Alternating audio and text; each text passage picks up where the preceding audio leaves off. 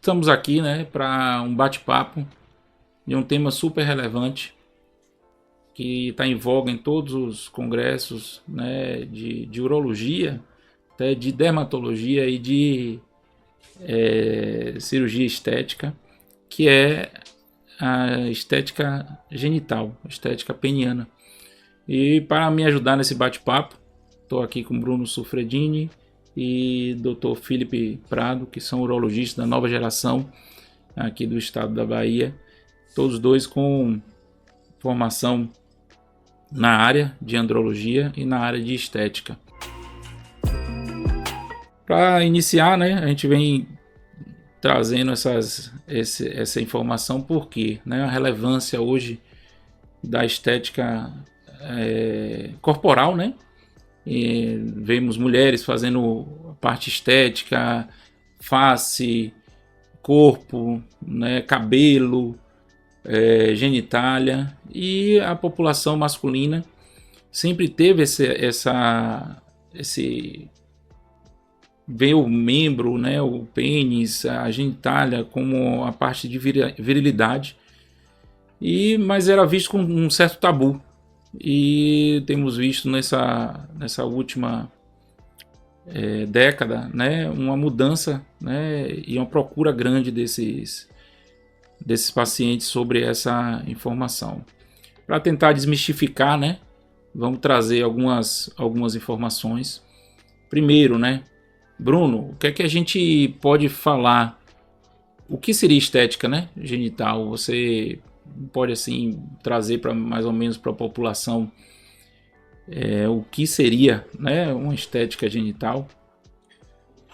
Bom, prazer estar aqui participando dessa conversa aqui com dois grandes urologistas e amigos também. É um tema que cada vez mais está sendo suscitado, discutido, como você falou aí, nos congressos, na mídia.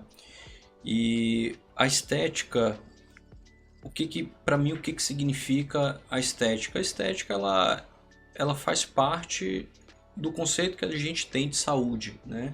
Que é o bem-estar biopsicossocial. A estética faz parte disso quando ela traz, de certa forma, um benefício psicológico, um benefício funcional. Então a estética ela tem o poder de trazer isso, independente da área corporal tratada, né? Seja face, seio, glúteo, região genital masculina, independente da região a ser tratada, mas quando ela traz um benefício, existe sim uma incorporação de saúde agregada a esse tratamento proposto, né? E os homens vêm cada vez mais aderindo a esse conceito, aderindo a essa prática, e eu vejo que tudo isso startou com o implante capilar, né? Foi o que colocou o homem dentro dessa seara de estética, né? Então, as mulheres sempre foram as vanguardistas disso daí, né? De procedimentos de cirurgia plástica, rinomodelação, prótese mamária, lipo HD, e o homem não tinha nada para fazer. Então começou aí com o implante capilar, ele começou a gostar de se cuidar, de se tratar, e aí foi. E eu acho que a gente vai desbravando mais um pouquinho aí ao longo desse podcast. Eu acho que você exemplificou e trouxe as informações importantes. Mas aí eu vou pedir a Felipe agora para complementar uma coisa em relação à estética peniana, né? Estética genital é o mesmo sinônimo de aumento de pênis? Bem, uma pergunta bem Sim. Assim para explicar, né, que o que seria, né, quando a gente fala estética genital. Bom, primeiro agradecer o convite da SBU Bahia e estar aqui ao lado dos dois Bruno Charás, grandes referências na área, para mim é uma satisfação imensa. Bom, só complementando a questão que Bruno Sufredini trouxe, existe uma diferença entre estética e reconstrução quando a gente pensa em cirurgia genital. Quando você fala sobre cirurgia reconstrutiva, a gente trata de patologias que precisam ser melhoradas, ou seja, precisam ser reconstruídas. Então existe ali alguma deformidade anatômica, seja congênita, seja adquirida, que você precisa reparar. Ainda que haja um fundo estético naquilo, ou seja, melhorará a parte estética com essa reconstrução, existe um cunho principal de reconstrução. Ou seja, você tem ali, por exemplo, uma curvatura peniana, seja congênita, seja adquirida, que é a doença de Peyronie, você há um benefício estético também. Uma hidrocele, que existe um grande volume na bolsa escrotal, ao corrigir, há também um conceito estético nessa reparação.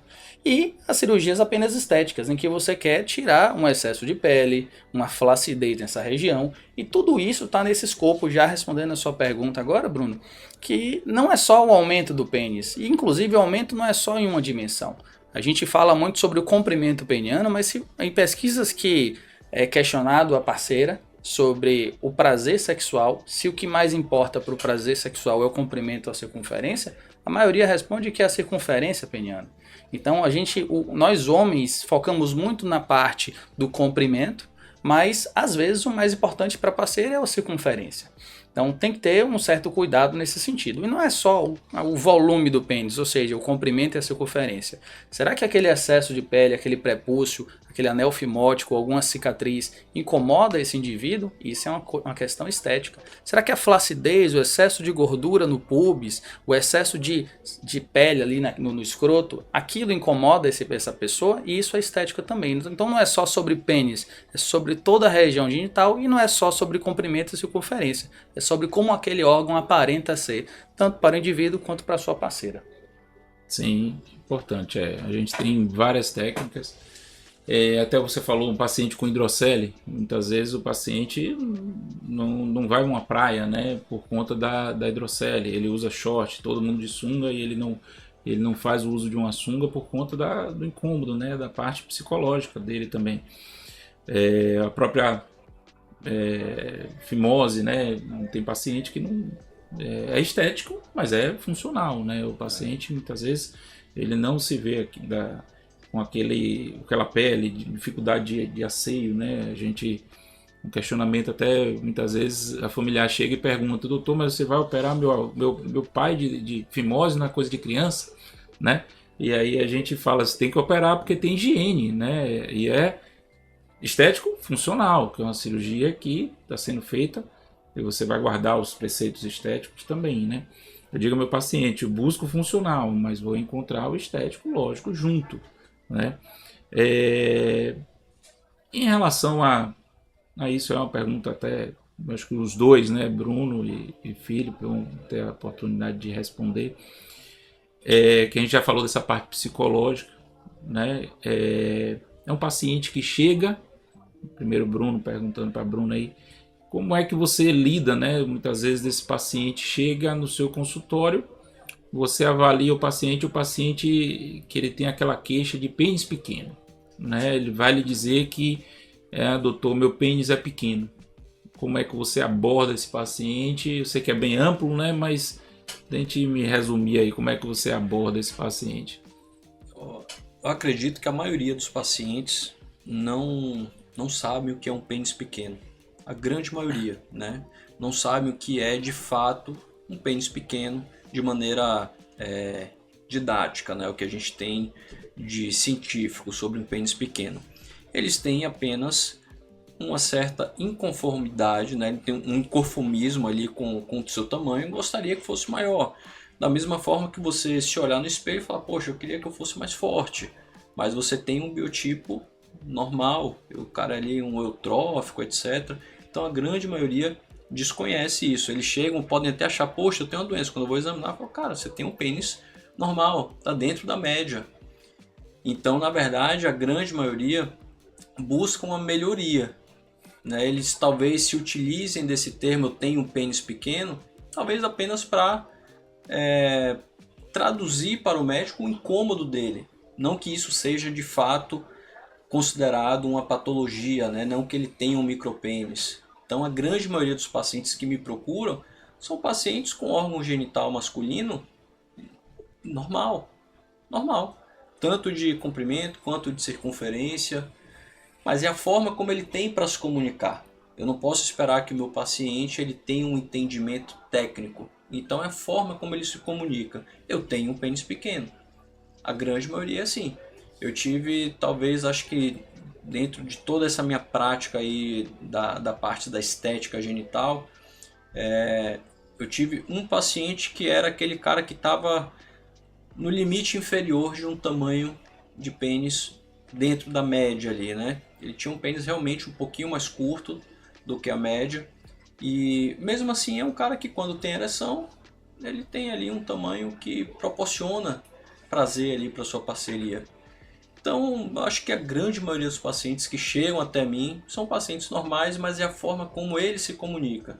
Então a gente tem que relevar isso, entender, se colocar no lado do paciente também, né? Esperar que ele não tenha o acesso ao conhecimento técnico, aos termos técnicos, e entrar um pouco nesse ambiente dele. Entender que a dor do paciente, se é uma dor, se é algo que incomoda ele, eu vou ver o que eu posso fazer para ajudar. Então, a grande maioria está dentro aí do que os trabalhos mostram de um tamanho peniano normal. Acho que a minha prática é essa. Foi bem colocado e me traz uma outra coisa, né? Que você disse é uma coisa que é o acolhimento do paciente, né? É um paciente que chega com muita informação pornográfica. Hoje o acesso à pornografia, né, muda, né? Você vê pornografia o tempo todo, no celular, na TV, em tudo que é meio de acesso na internet. É um dos pornografia ou sexo é uma das pesquisas mais feitas na internet, né, de todos os tempos. Você fez o acolhimento, você avaliou esse paciente, examinou, não vamos entrar aqui em detalhe como mede o pênis e como não mede, que seria um tema mais amplo, mas você resumiu bem. Agora, pergunta aí para Felipe como a gente separar, né, que hoje também nós temos uma população com grande grau de insatisfação, né, com a estética,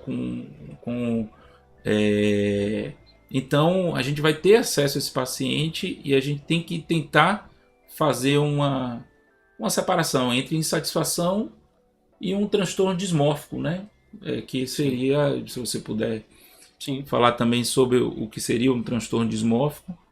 Sim, perfeito. Como você falou bem, é uma demanda que tem crescido, e o Bruno explorou também muito bem isso, o Sofredini. Há mais de 2.000 anos, na verdade há mais de 10.000 anos, já existe essa questão em pinturas lá na caverna. Então o homem ele se enxergava com pênis menor, maior, já era desenhado de modo diferente. Agora isso veio à tona e a gente tem que estar preparado para lidar com isso. Quando o paciente traz essa queixa, ou seja, a demanda veio do homem, você precisa estar preparado para investigar se aquela demanda é verdadeira ou não. Como é que a gente faz isso? Primeiro, é preciso educar aquele homem. Os valores médios são esses. E a média é diferente de normalidade. Se você pegar nós três aqui, nós temos alturas diferentes. A média de altura vai ser uma que talvez não seja nenhuma das nossas alturas. E nós três somos normais. Então a normalidade não tem nada a ver com a média. Então se ele tem o pênis que está dentro da faixa da normalidade, ou seja, existe um meato uretral-tópico, faz xixi ali pela ponta do pênis, se ele tem todas as estruturas e funciona bem no sentido sexual e urinário, ele tem um pênis normal. Sobre o tamanho, você vai acessar o comprimento desse pênis. Se tiver abaixo de 2,5 desvio padrão para a idade, ele vai ser um micropênis. Então, abaixo de 9,3 centímetros nos estudos mais atuais, em pênis ereto, o paciente vai ter um micropênis. Agora, não é porque ele tem um micropênis na medição, aferição, que ele terá um transtorno. Porque se ele não se incomodar com isso, problema nenhum. Ele vai ser feliz com pênis de 8 ou 7 centímetros. Se ele é feliz dessa forma, a gente não deve trazer essa demanda a ele. Agora, se ele traz essa demanda, você precisa entender que ele tem micropênis e o tratamento é que a gente pode falar mais adiante. O tratamento do micropênis na criança, no adulto, etc. Agora, se ele está acima dessa faixa, ele tem um pênis normal, na média ou acima da média, e ele traz essa demanda de pênis pequeno, você precisa ter necessariamente recursos para afastar um transtorno dismórfico corporal. Nesse caso, um transtorno dismórfico genital. Existem alguns questionários nesse sentido. Então, para acessar transtorno dismórfico corporal, e a gente vai trazer aí exemplos da psiquiatria, em que existem transtornos alimentares, em que a pessoa, muitas vezes mulher, ela se olha no espelho e enxerga-se obesa, quando na verdade ela está magérrima, né? Às vezes até provocando o próprio vômito. Então existe um transtorno dismórfico corporal, é uma distorção da própria imagem. Existe isso também para a região genital, que é transtorno dismórfico genital. A gente tem alguns questionários já validados, por exemplo do COPS-P, e que é um questionário que é validado em inglês, ainda não em português, e a gente está nesse processo de validação para a língua portuguesa já, em que se o paciente tiver mais de 40 pontos nessa soma dessas perguntas, ele é um paciente de risco para ter transtorno dismórfico genital e deve ser encaminhado para o psiquiatra, porque o problema ali, existe uma grande distorção da realidade. Agora, se você acessa esse transtorno dismórfico genital, você afasta esse problema, ou seja, o paciente ele não tem um sofrimento excessivo com o próprio genital, uma autocobrança muito grande, um sofrimento com esse órgão genital, então ele é um paciente que tem a síndrome do pênis pequeno. O que é isso? A síndrome do pênis pequeno nada mais é do que uma pessoa com órgão genital normal, acima da média, inclusive, muitas vezes, não tem um micropênis, funciona normalmente o genital e você não comprovou um transtorno dismórfico genital, ou seja, ele não tem um problema psiquiátrico, que diga-se de passagem, é 0,6% dos homens. É muito pouco. Então você encaixa aí um homem na síndrome do pênis pequeno, que é um homem que procurou o urologista com um pênis normal, querendo, doutor, eu quero melhorar tal quesito, né? E aí sim você tem uma gama de opções para oferecer a esse paciente. Então é importantíssimo você afastar um transtorno dismórfico genital, que é aquele paciente que sofre com o próprio genital, que ele preenche critérios de sofrimento, de autocobrança excessiva e que ele vai ter ali uma demanda que é inatingível, ele nunca estará satisfeito. Então tem que ter bastante cuidado com esse paciente. Eu acho que quando a gente fala da estética genital, né? Você falou aí que o homem sempre se preocupou, né? Isso, figuras rupestres, né? Desenhos nas cavernas, todo com o falo, né? Grande, o pênis grande, que demonstrando virilidade, essas coisas. E por que a gente demorou tanto, né? Eu acho que uma das coisas que eu imagino hoje é que a gente começou a evoluir na medicina, né? Com técnicas mais seguras, com resultados mais esperados, né? A gente, vamos dizer assim, resultados mais esperados, resultados que a gente pode não garantir, mas oferecer um tipo de satisfação a esse paciente, né? Dentre esses procedimentos hoje, a gente tem um, né, que eu gostaria que você falasse, Bruno, que é o preenchimento com peniano. O que é que você tem para trazer de informação? O que é? Você atendeu aquele paciente e viu que é um paciente que deseja um aumento peniano, né? O que é que você oferece a ele no seu consultório? Eu falei que é o ácido, mas estou lhe dizendo que é aquele paciente que é o síndrome do pênis pequeno, não é um pênis que você vai fazer uma cirurgia, né, para desembutir. É aquele paciente que você vai oferecer um tratamento, o ácido hialurônico. O que é que como é que você lida isso aí? O que é que você traz do que é o produto e o que é que você pode trazer para a gente, para os colegas e para... Olha, o preenchimento peniano com ácido hialurônico é uma técnica que, na verdade, já existem trabalhos americanos e chineses que datam aí do início de 2000, né? Então, o que chegou para a gente aqui agora, a gente já tem trabalhos aí que datam aí de 2005, 2006, então já é algo que já tem há bastante tempo, né? E recentemente isso tem ganhado força por aprimoramento da técnica, por uma escolha de um ácido hialurônico mais apropriado para a região genital e uma evolução da nossa sociedade em geral. Eu tenho uma visão um pouco crítica sobre isso, né? Eu acredito que o homem sempre objetificou a mulher, então por isso nunca foi questionado para a mulher quando ela queria colocar uma prótese, fazer um preenchimento labial, porque ela sempre teve essa ideia meio de objetificação. E o homem, pelo contrário, ele sempre se colocou numa situação de muita, como é que eu posso dizer, de uma situação onde as críticas em relação à imagem corporal não eram tão aceitas. Inclusive, era rechaçado isso. Então hoje eu acho que o homem está ficando mais vulnerável a essas coisas, né? Ele está se vulnerável no sentido de se colocar numa posição de que, assim, cara, eu posso melhorar sem ser julgado. Eu posso querer melhorar algo que me incomoda sem ser julgado. Então isso está começando a mudar. Então o ácido hialurônico ele veio para isso, ele já é feito, como eu falei, na região genital há muitos anos. Região facial, o pessoal da dermatologia, da cirurgia plástica já tem uma vasta experiência. Então, em geral, é um procedimento ambulatorial, o paciente não precisa de internação, não é um procedimento que leva para um ambiente cirúrgico. Você tem que ter sim um ambiente controlado, uma sala de procedimentos, seguindo todas as regras ali de vigilância sanitária, mas não precisa ser um ambiente de internação. É um procedimento rápido, né? Ali 30 a 40 minutos está feito. Ele tem resultados já visíveis, tangíveis, já quando ele sai do consultório, né, do procedimento.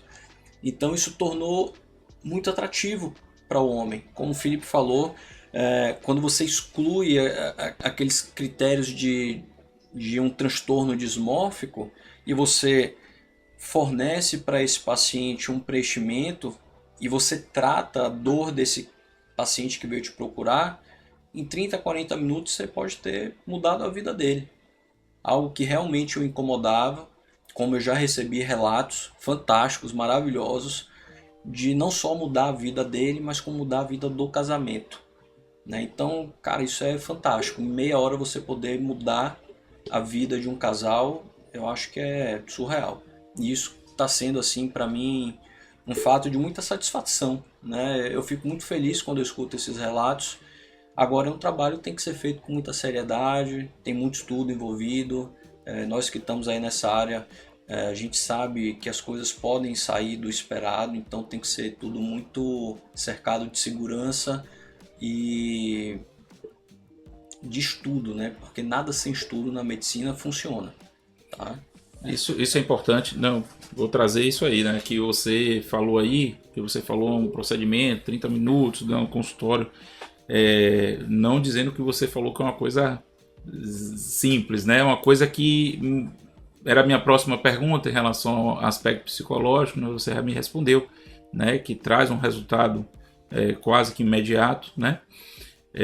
Mas eu pergunto a Felipe, né? É um procedimento, vamos dizer assim, isento de complicações? É um procedimento, quem deve fazer um procedimento relacionado ao pênis, né? A gente falou aqui já da importância do pênis. Perfeito. Qual é que você pode, se quiser concluir também? A gente não pode esquecer que o pênis é um órgão funcional. Ele tem uma função, duas funções: levar a urina para fora, para a gente urinar, e outra função sexual, reprodutiva. Então tudo que você for fazer no sentido estético, você não pode deixar de lado a função. Você não pode interferir na função daquele órgão. Então tudo que é estético não pode interferir na função daquele órgão. Você precisa ter um conhecimento anatômico justamente para não danificar a função desse órgão. Quem que tem um conhecimento anatômico do órgão genital masculino é o urologista. A gente admite até que determinados profissionais médicos, sempre médicos, diga-se de passagem, como cirurgiões plásticos, dermatologistas e de preferência nessa ordem, até possam fazer determinados procedimentos nesse sentido. É aceitável, mas sempre médicos. Não faz sentido profissionais de outras áreas, como dentista, biomédico, fazerem procedimentos estéticos genitais. Corre um grande risco de, não sabendo o que fazer, achando que é uma região relativamente simples como outras regiões do corpo, gerar um prejuízo da função desse órgão. E a gente tem lidado, vez ou outra, com retornos de pacientes insatisfeitos com a parte estética e também com prejuízo funcional, porque procuraram profissionais não habilitados para tal, né? Eu sempre faço a analogia, Brunos, sobre queixas como orelha de abano, como nariz muito comprido. A gente nunca questionou a pessoa fazer uma cirurgia plástica no nariz, por conta do nariz comprido. Ou orelha de abano, nunca questionou porque as pessoas se incomodavam com aquilo. A gente não questiona quando a mulher acha que o lábio é fino e quer preencher com o mesmo ácido hialurônico. Por que que até mesmo nós homens, questionamos um homem que quer fazer um preenchimento peniano? Isso diz muito mais sobre nós mesmos, sobre as nossas inseguranças, né, como homem, do que sobre o outro que decidiu fazer. Então, às vezes você está infeliz com determinada parte do seu corpo e você fica com vergonha do julgamento. Eu não vou fazer um botox na testa porque dizem que isso não é coisa de homem. Bom, quem define se é coisa de homem ou não é você mesmo, que é homem. Que você se sentir à vontade para fazer, de modo seguro e com um profissional habilitado e capacitado, você deve fazer. Cabe ao profissional orientá-lo o que é feito, qual produto foi aplicado, quais complicações podem existir. E aí, finalizando a sua pergunta, sobre as complicações, é muito baixa a taxa de complicações. Inclusive, a maioria dos estudos, dos trabalhos científicos, trazem que não houve complicação significativa. Complicações que podem existir, muitas vezes são pequenas, como por exemplo, um leve hematoma ou equimose, aquele roxo na região peniana, especialmente em pacientes com a pele mais clara, isso pode acontecer. Uma complicação que a gente sempre teme para qualquer procedimento no corpo humano é a infecção, né? Mas que é extremamente raro, uma vez que é um procedimento minimamente invasivo, né? A gente não faz corte, a gente usa agulha, né? Então, a taxa de complicações é extremamente baixas e quando acontecem, o urologista sabe tratar, ainda que isso seja extremamente raro, né? Então, tá aí o grande benefício de você procurar um profissional especializado que não apenas vai saber fazer de modo adequado para ter um bom resultado, mas também saberá lidar com qualquer eventual complicação que possa existir. Você falou uma coisa importante. O pênis tem uma anatomia única, né? É um órgão que tem dois estados, né? O estado flácido, o estado ereto. E isso é uma das dificuldades que a gente tinha em trabalhar com os preenchedores, né? A gente pegou alguns casos, pega até hoje complicações, né? Com outro tipo de preenchedores, principalmente preenchedores hoje que estão proscritos para determinadas áreas, não estão proscritos para uso médico, mas para determinadas áreas, né? Como o PMMA, né? Porque existe essa dúvida se está proscrito. Não, ele está proscrito para determinadas áreas, né? E principalmente áreas que você tem essa mudança, né? Rosto e tal, porque ele vai cair, ele vai ficar lá. Uma coisa que ficou faltando, acho que Bruno falar, mas é importante, o ácido hialurônico é uma coisa que ele... Qual o pós? Como é o pós do preenchimento, Bruno? O pós-procedimento, isso aí varia às vezes um pouquinho da técnica, tá? Então, por exemplo, a técnica que eu utilizo, que é com hidrodistensão, geralmente deixa um edema um pouco maior do que a técnica, por exemplo, que Felipe usa, que é através de cânula. Então você tem que orientar bem o paciente, tá, sobre o pós. Em geral, esse paciente ele sai do consultório, ele pode fazer o que ele quiser, ele vai trabalhar, vai no shopping passear, não precisa de um repouso, tá? O mais importante em se tratando de uma área genital que se envolve em ato sexual, ele tem ali uma característica única, o mais importante do pós é o repouso sexual, a abstinência sexual. Por quê? Seja com agulha, seja com a cânula, você cria um pertuito de entrada. Você tem uma solução de continuidade. E até que isso se feche por completo, o paciente ele não pode se expor a uma fricção de um ato sexual, por exemplo, porque isso pode aumentar muito a chance de você inocular ali bactérias, tá, que eventualmente estão na superfície ali da pele e ela acabar adentrando.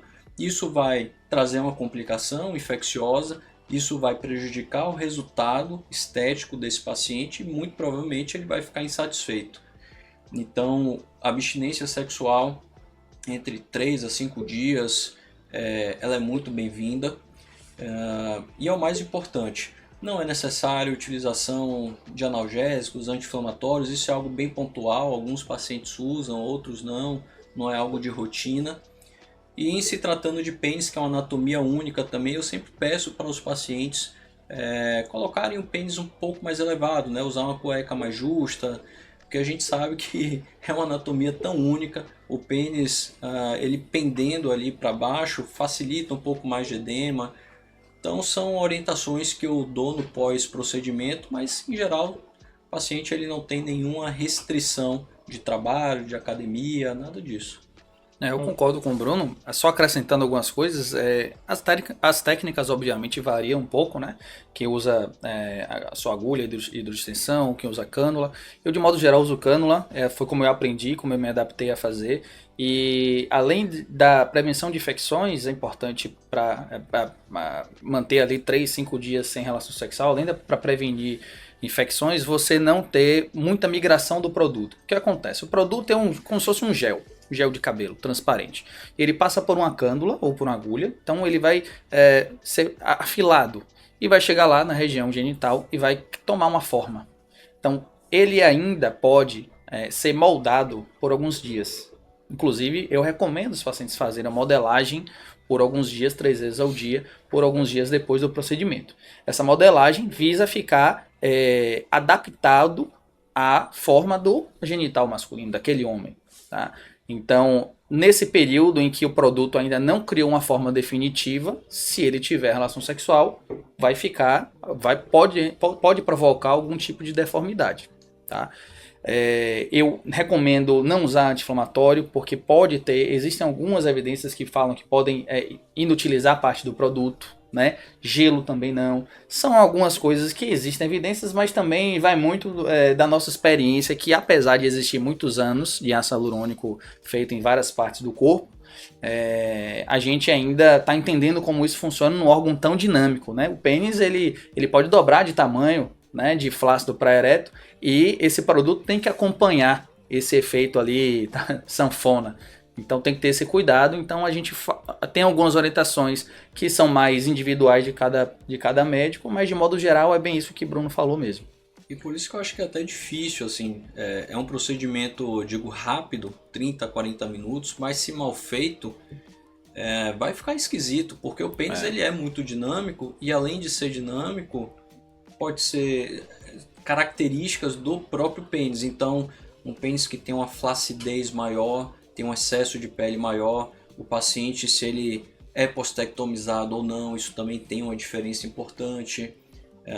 Às vezes o profissional que não está tão habituado pode fazer um volume maior na região distal, e o paciente com prepúcio, quando ele recobre a cabeça do pênis, a glande, fica esquisito. Então essas peculiaridades que só o pênis tem acrescentam uma certa dificuldade no procedimento, e por isso o Felipe foi muito feliz ao falar que talvez exista uma certa hierarquia de quem deve fazer o procedimento. Então o urologista, depois o cirurgião plástico, que é um cirurgião, está mais afeito ali a parte mesmo de mão na massa, né? Entender a anatomia, etc. E talvez ali por último um dermato que participa pouco de procedimentos invasivos, cirúrgicos. Então o pênis, por ter essa dinâmica tão importante, ele traz uma peculiaridade que acrescenta uma dificuldade no procedimento. Essa questão do ácido hialurônico ser absorvível, algumas pessoas podem achar que é um ponto negativo, mas eu vejo isso como um ponto super positivo. Por quê? Imagine, você não tem o mesmo pênis que tinha quando tinha 15 anos de idade ou 20 anos. Ninguém tem o mesmo rosto que tinha. O corpo é completamente diferente a cada 5 ou 10 anos. Então, se você faz um procedimento com uma substância que é inabsorvível, é certeza que depois de alguns anos aquilo vai ficar estranho. Então, todo procedimento estético em áreas visíveis e que tem uma mudança muito grande na sua forma, você vê o pênis, você tem uma forma muito grande, uma mudança muito grande do estado flácido para o ereto, e a mudança ao longo dos anos. O envelhecimento causa flacidez, perda de colágeno, acúmulo de gordura na região pubiana, flacidez ali na região escrotal. Então, aquele procedimento que ele possa ter feito ali como PMMA, penuma, ou silicone industrial, coisas que são proscritas para a área genital e grande parte delas proscritas no corpo humano como um todo, aquilo vai ficar estranho no futuro, além de provocar complicações. Então deve ser feito com uma substância absorvível. Uma outra substância absorvível que pode ser aplicada é a injeção da própria gordura do próprio indivíduo. Então, ele faz uma lipoaspiração regional, geralmente na região dos flancos, e faz injeção na região genital. Alguns pacientes já vieram para mim com essa queixa de que fizeram isso. Dura mais tempo, às vezes 4 ou 5 anos, porém a absorção é completamente errática. Então, você tem ali bolsões de gordura e que eles vieram para eu fazer ácido hialurônico pontualmente onde havia depressões, para corrigir irregularidades. Então, a gente realmente não recomenda que se faça preenchimento peniano com gordura, porque é muito comum ficar em bolsões e deformidades, muitas vezes fibrosas ali por dentro. Então, realmente, o que mais tem se realizado no mundo todo é o preenchimento peniano com ácido hialurônico, que é um procedimento seguro, feito por profissional habilitado, que já tem diversos trabalhos científicos há décadas nesse sentido, e que tem um excelente resultado, e que ele pode fazer quantas vezes quiser. Claro, respeitando a questão do bom senso e julgamento médico. Você não pode também prometer ao paciente que ele vai ficar com um pênis de 20 centímetros de circunferência, vou aplicar aí 20, 30 ml. Isso não existe. Até porque a gente não busca um número, busca uma satisfação visível e não um número específico. Você trouxe aí uma coisa importante que eu vou perguntar, mas eu estou aqui para a gente complementar essa coisa do ácido hialurônico. Bruno, tem contraindicação? Tem contraindicações, sim. A primeira é o transtorno dismórfico, tá? A segunda, que também é muito nítida, pacientes que eventualmente tenham lesões no pênis, então paciente com alguma infecção ativa, com fungo em atividade, então você primeiro tem que tratar, sanar isso, essa condição patológica, para depois fazer um tratamento, para depois fazer o preenchimento. É raro os casos de incompatibilidade com ácido hialurônico, mas isso pode acontecer, tá? É raro, ok? A gente está falando aí de algo menos que 1%, mas é raro. São as três principais, tá? Na prática clínica, o que eu mais vejo são infecções ativas. Então, paciente que chega com a lesão fúngica ativa, esse paciente, eu, antes de fazer qualquer tipo de procedimento, tenho que procurar resolver, sanar esse problema, para depois oferecer para ele um tratamento. Porque, embora seja um procedimento estético, você tem que prezar sempre pela saúde. Então, não dá para você fazer um procedimento, injetar uma agulha numa área que não esteja em plena condição. Isso daí é fundamental. Felipe, em relação a isso aí também de indicação, até por complicação, a gente sabe que o ácido hialurônico ele pode ser revertido pela hialuronidase. Você tem experiência, já precisou, ou alguns casos você resolveu com massagem,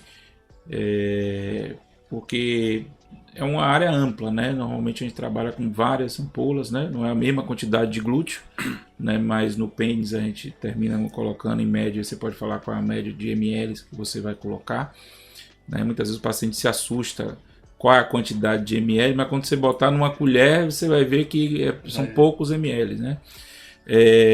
Você já teve alguma experiência? Precisou utilizar a hialuronidase? Qual é a sua experiência? Já sim, com certeza. Essa questão da colher muitas vezes é o contrário. O homem ele vem querendo, me falaram que cabe 20 ml. Aí você olha o pênis do indivíduo e fala, meu amigo, não cabe 20 ml, vai ficar estranho, não vai ficar harmônico. Eu comento muito assim, se você já passeou no shopping e cruzou por uma mulher, falo mulher porque é mais comum mulher fazer procedimento estético, cruzou por uma mulher e você falou assim, essa mulher tá estranha, que mulher mexida, olha que rosto estranho, aquilo foi exagerado, foi mal feito. Isso que a gente não busca. A gente busca um pênis esteticamente bem feito para que você olhe uma foto, se você for olhar a foto do pênis daquele indivíduo, ou ele se olhar, e entender que, poxa, tá muito bom e não dá para perceber que eu fiz nada. Ou seja, ganhou bastante coisa, parece que eu nasci assim, bem dotado, digamos assim, né? Eu nasci abençoado desse jeito. Não parecer, não fique artificial. Aqui no Brasil, é muito comum a gente pegar paciente que tenha o excesso de prepúcio. Não necessariamente a fimose, que é o anel fimótico, mas o excesso de prepúcio porque não fez a postectomia na infância. Essa região do prepúcio, ela é a região que, em flacidez, ela faz uma dobra, vai e volta. Ou seja, você tem duas camadas de pele, uma externa e outra interna, quando está em flacidez. Então essa camada, você precisa ter muito cuidado no preenchimento. Porque se você esticar o pênis para fazer o preenchimento, aquela camada vai estar plana. Você vai fazer o preenchimento, vai estar ótimo. Se você retrair, puxar o prepúcio e cobrir a glande, vai estar dobrado e aí vai ficar estranho. Então é preciso ter muito cuidado e aí só a experiência vai te dizer o quanto fazer naquela região. Inclusive eu recomendo muito que se faça pouco nessa região. Caso seja necessário, depois de 2 a 3 semanas a gente faz mais. Vai com mais parcimônia naquela região que é mais difícil. Fazer algum tipo de reversão e hialuronidase é exceção. Já precisei fazer em 1 ou 2 casos. Acontece porque o paciente não segue as recomendações de massagem, deixa o pênis às vezes só para um lado ou só para o outro e o produto tende a migrar para o lado contralateral. E aí você precisa corrigir, o que na verdade é um grande benefício. Porque onde faltou colocar produto, você pode fazer mais. E onde ficou muito ou migrou demais, você pode reverter com a hialuronidase, que também é tão simples quanto fazer o preenchimento. Já tive paciente, porque é impossível você prever como vai ficar depois o resultado, até porque grande parte disso depende da dedicação do paciente em seguir as orientações e fazer as massagens. Mas sim, é um procedimento super simples, você faz hialuronidase no consultório e consegue quantas vezes quiser reverter, fazer mais, até atingir o resultado esperado. Dois apontamentos em relação a isso. Já tive 2 pacientes que eu também tive que fazer. Um eu fiz a hialuronidase e outro eu não precisei fazer. O que acontece? Às vezes o ácido hialurônico ele pode ser distribuído em planos um pouco diferentes e ele pode às vezes se agrupar formando pequenos nódulos. E isso para o paciente pode ser um pouco incômodo. Esses nódulos eles podem ser desfeitos através de massagem. Depois a gente pode tentar fazer uma injeção com solução salina e um pouco de anestésico. E por último fazer a hialuronidase. Uma questão da hialuronidase que a gente tem que ter um certo cuidado é que, por exemplo, se é um nódulo apenas que você quer desfazer, pode ser que desfaça um pouquinho também na sua adjacência, e então tem que ser uma aplicação bem parcimoniosa para que o paciente não perca aquele resultado que ele tanto queria, né? Então eu sempre vou com esses steps. Eu primeiro faço a massagem, depois eu tento fazer ali uma salina com um pouco de anestésico, e se nada disso resolve, aí eu parto para a hialuronidase, e sempre fazendo pouca quantidade. A gente consegue ver ali na hora ali já uma redução da nodulação ou da imperfeição que ficou. Então, assim, são casos bem pontuais e a gente não precisa lançar mão desse artifício com frequência. Partindo assim, falar sobre procedimentos cirúrgicos, né? Felipe, você vê alguma novidade hoje em relação, por exemplo, a cirurgia mais feita pelo urologista, que a gente fala que é o carro-chefe, é a postectomia, né? Hoje, né, tem a parte funcional, tem a parte estética. Hoje o paciente fica muito preocupado. Hoje na minha consultória ele sempre pergunta, né, que o pós-operatório, como é que vai ficar.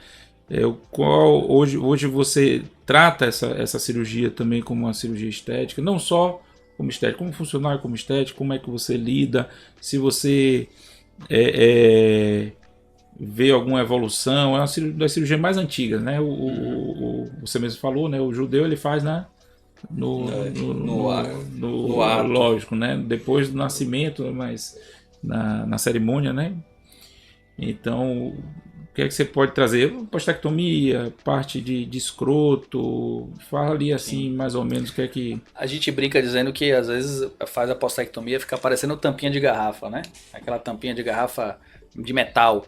Então fica os dentes, né? A gente tem esse cuidado hoje em dia. Antigamente não tinha, mas tem muita gente hoje que ainda faz esse método, né? Dá o ponto, eu não vou dizer de qualquer jeito, porque isso é até desmerecendo o colega, mas dá o ponto simples ali, às vezes pegando bastante tecido e que vai ficar uma cicatriz parecendo um Frankenstein, né? Algum tipo de deformidade nesse sentido. E existem homens que vêm ao consultório justamente para refazer aquela cicatriz. Existe, tem como fazer, não é tão simples, você precisa ter muito mais cuidado e delicadeza na hora de fazer os pontos intradérmicos ou até mesmo em Donati, são pontos mais delicados. O intradérmico, usar cola ou sem cola, aí realmente cada cirurgião tem a sua preferência, a sua segurança nesse sentido, mas tem como você tirar aquela cicatriz. Sobre a questão do escroto, isso é importantíssimo. Nos Estados Unidos, principalmente, que existe uma cultura muito grande de fazer postectomia ainda na infância e também lá em Israel, os judeus fazem também. Muitas vezes faz-se esse procedimento com plastibel, né? Dispositivos em que tiram esse prepúcio, esse excesso de prepúcio, sem um cuidado estético. E muitas vezes é criada uma bandeira, que a gente chama, que é a implantação da parte média do escroto muito alta. Então você pode sim fazer uma escrotoplastia, tirar aquela bandeira, especialmente pacientes mais idosos, em que vai criando uma flacidez na região, você tem algumas técnicas para retirar aquele excesso de escroto, para que fique algo mais harmônico, né? O paciente tem ali um pênis de tamanho normal, adequado, feliz com o tamanho peniano, mas o escroto batendo quase no joelho. Você tem como fazer uma redução desse volume. E fora procedimentos ali regionais também, como no pubis, né? Hoje em dia, muitas pessoas usando as medicações aí para emagrecimento, as famosas canetas de emagrecimento, ela vai perder muito peso no corpo como um todo, mas essa região específica do pubis é difícil perder peso. E aí a gente pode lançar mão, depois desse processo de emagrecimento global, lançar mão de lipoaspiração, várias técnicas que existem, até mesmo a dermolipectomia, que é tirar cirurgicamente aquela gordura, para que o pênis ele deixe de ser embutido, ou seja, deixe de ser escondido, ele aparente ser maior, quando na verdade a gente nem mexeu no tamanho funcional do pênis. Em relação à postectomia, né, atualmente foi lançado, né, um grampeador, né, que faz a cirurgia, não teve aqui ainda nenhum caso na Bahia, que eu saiba, de você faz a cirurgia com um grampeador. E a promessa é que tenha uma estética melhor, mas eu também tomo muito cuidado, utilizo técnica para poder manter uma estética adequada, né, não ter essa tampinha de garrafa, essa cabeça de Frankenstein, essa questão da bandeira que a gente fala hoje para o paciente, às vezes é a harmonização mesmo genital completa, não é só você vai num dermatologista, hoje ele não vai falar só do botox, né? Ele vai falar do seu olho, da sua pálpebra, da sua malar, né? E que fazendo harmônico, né? A intenção é ser harmônico. Acho isso muito importante. Uma coisa, como está muito em voga, né, essa parte, eu gostaria de saber assim, até uma opinião dos dois, né? Cada um vai se posicionar, né? Pode ser o Bruno primeiro, em relação a o que é que você acha, como trabalhar isso na mídia hoje, né? A gente fica... Hoje nós tivemos uma melhora, né, do ponto do CRM, né, da autorização, e andar na lei, vamos dizer assim, né? Estou dizendo como é que você lida com isso, né? Até porque, como o Felipe falou no início, se você examina um paciente, você pode até ver que aquele paciente tem uma indicação para um preenchimento, mas ele não te traz isso, né? E hoje cabe ao urologista não trazer isso. Diferente e nós somos recriminados se for trazer isso. Já o dermatologista, não. O dermatologista chega na consulta e fala, você está precisando de um botox, né? A gente ainda estamos nesse... para não trazer mais um problema. Eu acho interessante, eu acho que a gente não deva trazer mais um problema, né, para o paciente. Mas como é que você vê isso? É porque é massificado. Você olhar uma vez no Instagram, o algoritmo vai te trazer várias coisas em sequência. Como é que você trabalha isso na sua rede social? Eu sei que você trabalha com a rede social. Diga aí, Bruno. Bom, é um tema delicado, polêmico. A gente tem que saber como lidar com isso. Eu acho que a exposição não dá para ser feita, né? Quem procura esse procedimento quer uma certa descrição, quer um certo zelo, um tratamento mais exclusivo. Então ter esse apelo midiático, eu acho que não é salutar, né? De colocar antes e depois. Eu sou muito contra esse lance de grupos de WhatsApp, de Telegram, de ficar colocando fotos de antes e depois. Quem quer saber como é um antes e depois, tem a curiosidade suficiente, vai no consultório. Eu acho que isso é o mais correto a ser feito. Como lidar com essa... Ao mesmo tempo, você precisa ou você quer divulgar o seu trabalho. Então, como fazer isso, né? Eu acho que a gente está entendendo ainda como funciona. Obviamente, seguindo dentro da regra do jogo. A gente já viu casos de colegas, principalmente cirurgiões plásticos, que já foram punidos, né, pelos conselhos por uma exposição excessiva, que chega a ser algo grosseiro para quem vê aquilo. E na rede social, você não está direcionando a um público específico. Quem está olhando o seu Instagram são pessoas que estão interessadas, mas também são pessoas que são seus amigos, seus conhecidos, que não necessariamente querem ver uma imagem cirúrgica, querem ver uma imagem grosseira. Então a gente tem que ter muita ponderação de como fazer isso com muito cuidado. Então, ao mesmo tempo, você precisa divulgar, mas precisa ter esse cuidado. E eu acho que a gente está trabalhando, está fazendo de uma maneira bem moderada, sem agredir visualmente quem está ali nos seguindo. Ao mesmo tempo, quem quer, manda ali um direct, chega a conversar com nossas secretárias e aí consegue ter um direcionamento. Então acho que a gente tem que mostrar que existe o serviço e aí o paciente vai atrás. Outra coisa que você foi bem feliz em pontuar é essa questão de falar do problema, de trazer o problema. Eu não tenho esse costume, aí é uma opinião minha. Eu não estimulo isso no paciente, eu deixo ele trazer. Então, diferente como você bem falou aí, você vai no consultório da dermata, ela olha, tá precisando, o botox aí tá precisando fazer, essa ruga aqui tem que preencher. Eu, assim, aí é uma opinião minha, tá, Bruno? Eu não faço esse lance de colocar como um problema, olha, você tá precisando aumentar a circunferência do pênis. Então, eu deixo isso bem tranquilo, a critério do paciente. Quem traz o problema, com certeza, vai ter uma solução. Ok. E o que é que você acha? Eu tenho algumas técnicas na verdade, algumas condutas que eu gosto de ter na rede social, que é, primeiro, nunca postar qual hospital eu estou operando, nenhum tipo de identificação do doente, né? A gente tem que ter esse cuidado, porque vai que um parente daquela pessoa sabe que ela está naquele hospital naquele dia, pode fazer algum tipo de associação. Isso vale para tudo na rede social, no sentido médico, né? Você vai operar um câncer de próstata, você bota que está operando no hospital X e fala, então meu pai estava operando lá, então essa cirurgia já começou, olha a confusão que você criou. Nessa parte estética, a gente está o mais importante ainda, né? Antes e depois até é permitido, só que a gente trabalha com a área de que você não pode postar o órgão genital antes e depois, não faz sentido.